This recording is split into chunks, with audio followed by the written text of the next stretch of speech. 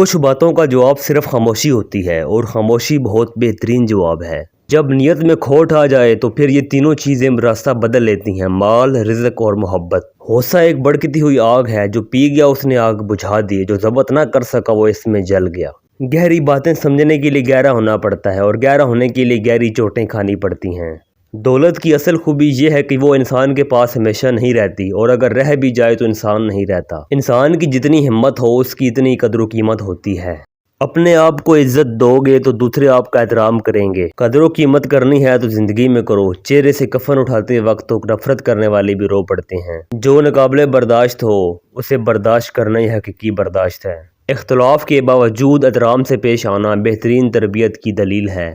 صرف خدا ہی تمہارے دل کا بوجھ ہلکا کر سکتا ہے، اس لیے خاموش رہو، خاموشی میں آپ کی بھلائی ہے۔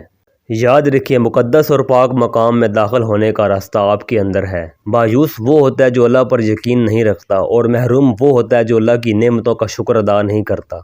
جو اللہ کی ذات پر کامل یقین رکھتے ہیں ان کے لیے معجزے اسی دنیا میں ہوتے ہیں۔ تم اللہ پر یقین رکھو، ایسا یقین کہ جو ہر شک سے پاک ہو۔ ہدایات اور اللہ کی محبت دونوں ایسی چیزیں ہیں جو انسان کو مانگے بنا نہیں ملتی۔